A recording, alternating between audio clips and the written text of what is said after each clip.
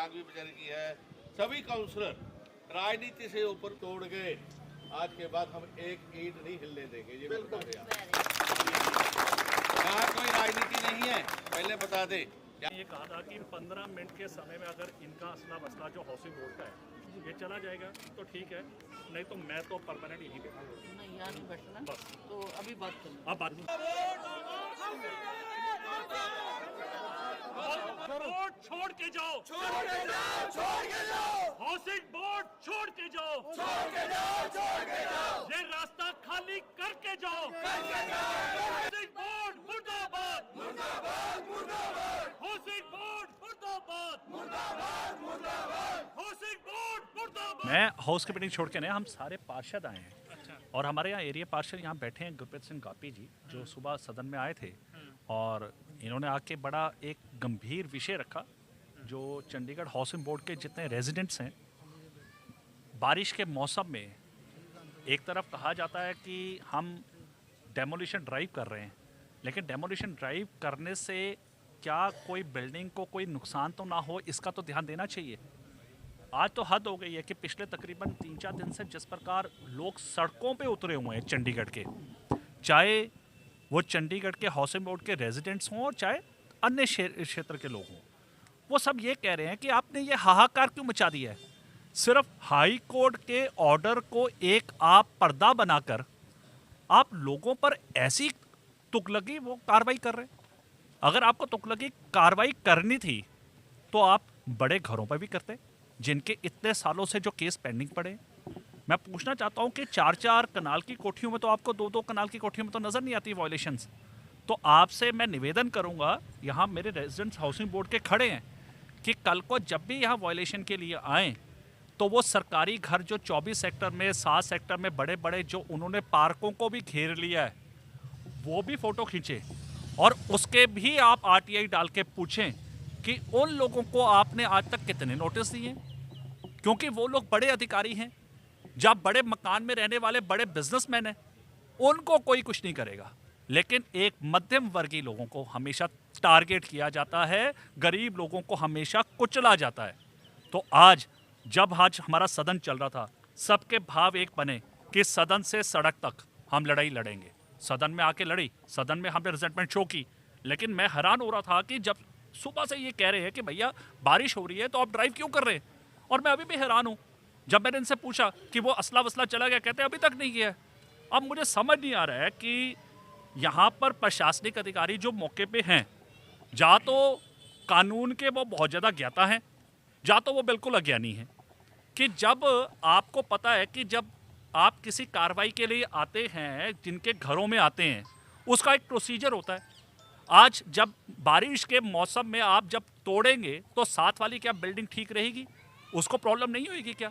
और जिसने ऑर्डर किया वो कॉम्पिटेंट अथॉरिटी, मुझे तो समझ नहीं आता कि उनका दिमाग कहाँ था।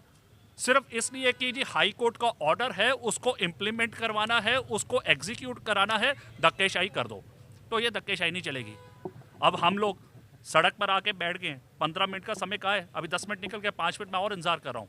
अगर नहीं किया तो सौरभ जोशी एज मेयर नहीं, एज चंडीगढ़ का रेजिडेंट और ये जितने ये 35-44 पार्षद हैं इंक्लूडिंग नॉमिनेटेड, हम सब अब डे एंड नाइट यहाँ बैठेंगे। देखिए जी, मैं आपको सबसे पहले बताना चाहता हूँ कि हमने एक ज्वाइंट कमेटी बनाई है और अब हम राजनीति से ऊपर उठ करके हमारे घरों की लड़ाई लड़ रहे हैं, क्योंकि मैं खुद इन घरों का बाशिंदा हूँ, इन घरों में रह के बचपन से यहाँ आके अब बड़े हुए हैं। लेकिन एक बात की सच्चाई है कि जब भी प्रशासन का थोड़ा चला है, वो सेक्टर 45 के ऊपर सबसे ज़्यादा चला है, सबसे पहले चला है। आज 3 दिन से सेक्टर 45 में बारिश के अंदर भी ड्राइव चल रही है और हमारे बुजुर्ग सड़कों पे ये इनकी तरफ आप देखो, इनके हालात देखो, ये सड़क पे हैं अपना घर बचाने के लिए। क्या हमने पाप कर दिया। 20,000 के तकरीबन मकान हैं सरकारी, जिनके अंदर होम सेक्रेटरी से लेकर के गवर्नर से लेकर के SC से लेकर के एक्शन से लेकर के सारे बैठ रहते हैं। सारों के सारों में 100% वायलेशन है, 100%। आप राजभवन चले जाओ, उसमें भी 100% वायलेशन मिलेगी आपको। लेकिन आपको से वायलेशन हमारे 65,000 मकानों में दिखती है, जिसके हमने पैसे दे के खरीदा, जिसमें हमने नीड बेसिस चेंजेस किए, जिसमें हमने सरकारी जगह भी नहीं घेरी। लेकिन प्रशासनिक अधिकारी अंधे होकर के बैठे हुए हैं। और इसीलिए आज हमने ये मुद्दा, मैं सुबह सदन में गया और मैंने जा कर के पहले कहा सभी साथियों को कोई बोलेगा नहीं, मुझे 5 मिनट चाहिए, मैं आज शहर की बात रखना चाहता हूँ। आप सब लोग लोगों के पास जाते हो, इलेक्शनों में वोट मांगते हो कि हम आपके साथ खड़े होंगे। आज समय है, आप 65,000 मकानों के साथ खड़े हो।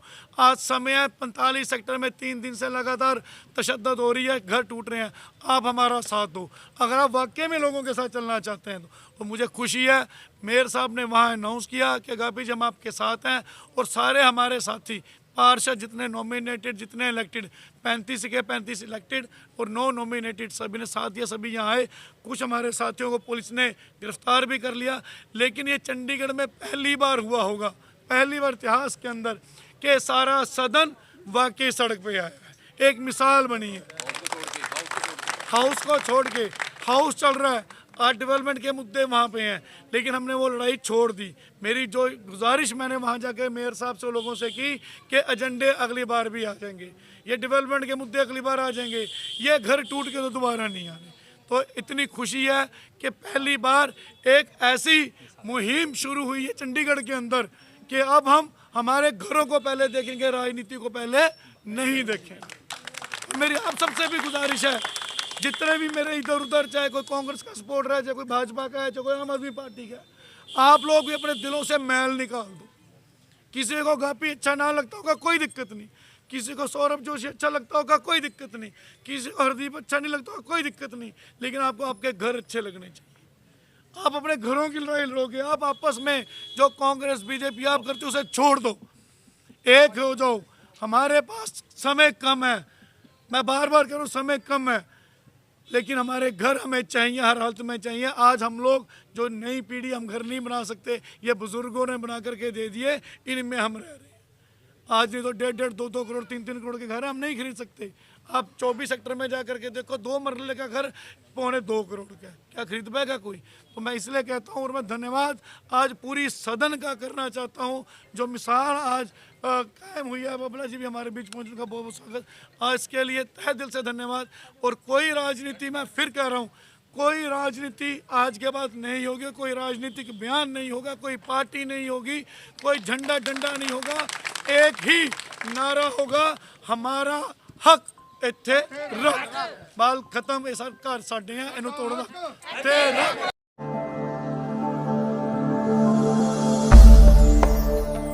भगवान का नाम और ध्यान घर में रहेगा हर वक्त। सकारात्मक प्रभाव वेदाक्ष धूप बत्ती से।